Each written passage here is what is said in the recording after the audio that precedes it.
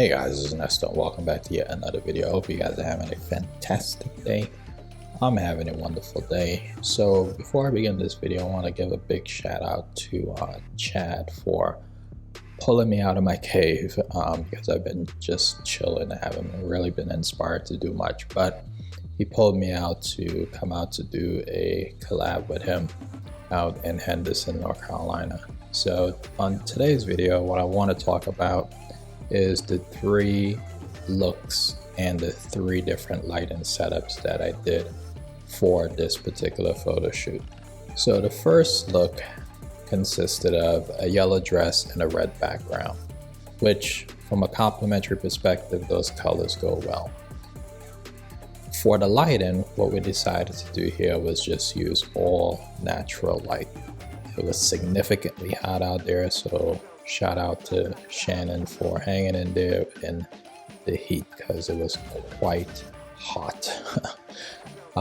So, you know, don't be afraid to use harsh natural light, because with the right person, the right subject, you can get amazing light on your subject.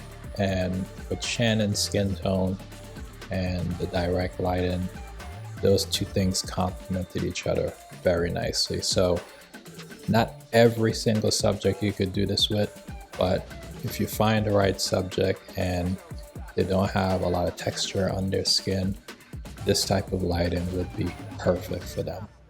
The tip that I will provide for working with natural light, harsh light in the sun, is to just simply have your subject chin up, because that's where the light is coming from. The more she can move her chin up to the sky, the better lighting you would have on your subject's face. As far as the posing is concerned, or the composition I was looking for, I was after a very specific look. Didn't know what that is, but you know, when you're working with your subject at the time, you're moving their bodies and their arms and their limbs and stuff like that into the position that you want. So Shannon had this fan and I was like, okay, let's use this fan to advantage. And I wanted her to put it over her eye. Now I tried initially with her just holding it and putting it over her eye. That didn't really work for me. I was getting her hand in the shot and I wasn't really liking it. So eventually I called over Chad and I said, hey Chad, do you mind holding this fan for me? When he held it, his hands was also in the shot, which I didn't really like. So I also told him if he could just hold the fan by the tip so that his hands could be out of it. So in effect, what I was trying to go for is like the fan was a little bit suspended and she just happens to put her, her eyes over or behind the fan. So that was the look that I was going for, and these are the images that you will see from that setup.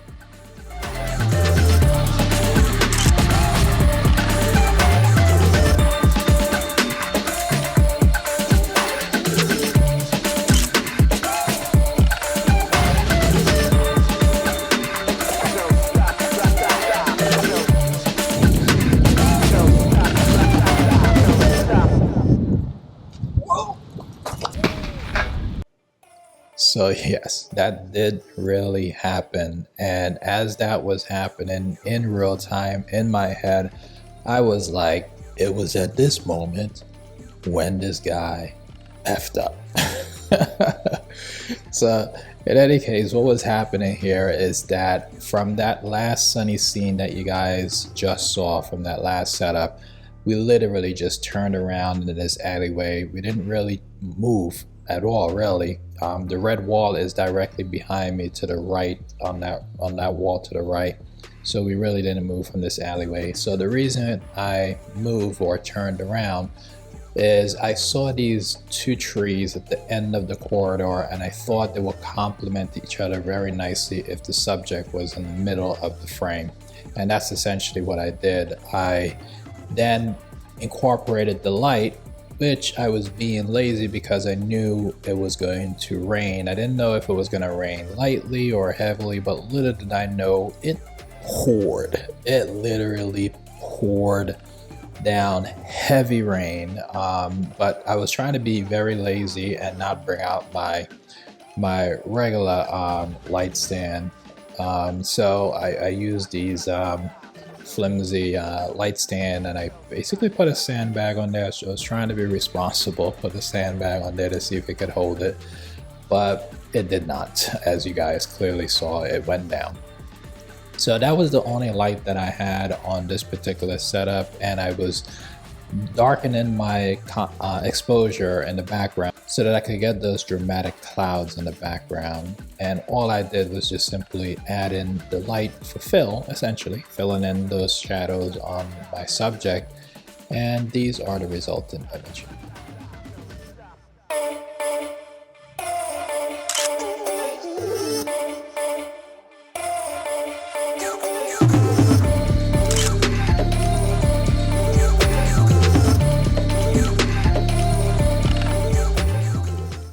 So here we are several hours later, and this is after the last setup. And the reason it's several hours later is because that rain that I mentioned earlier literally wet my clothes.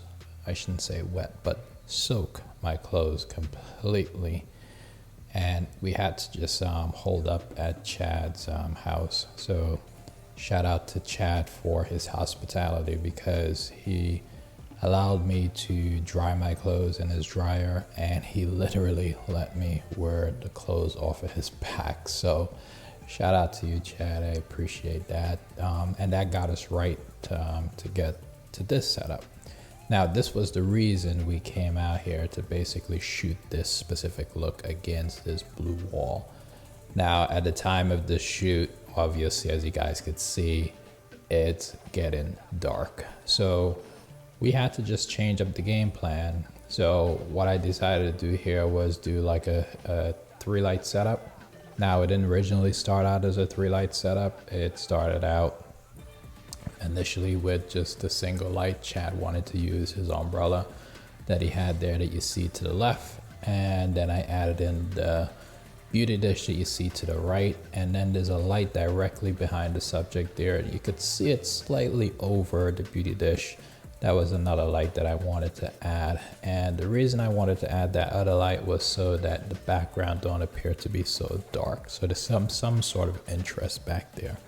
So these 3 lights set up, and just so you know, let me just explain the reasoning behind adding the beauty dish. Now, Shannon has a tendency to, when she's modeling, she's an artist, you know, and when she's modeling, she basically would model from either direction, and she would play to either light. So I effectively just wanted to create 2 main lights, and the umbrella was the main light, the beauty dish was the main light, but the beauty dish had more power on that light than the umbrella. So the umbrella for me was acting more as a fill than a main light. But for Chad, I think he was using it a little bit more as well. Now, we did suffer a down light on this one as well. As you can imagine, that big umbrella that Chad have there picked up quite a sail. And as you can see, I did upgrade my light stand to a C stand, which gave it better coverage. Anyways, so that was my simple lighting setup for this particular look. I really enjoyed these images, and I hope you do as well.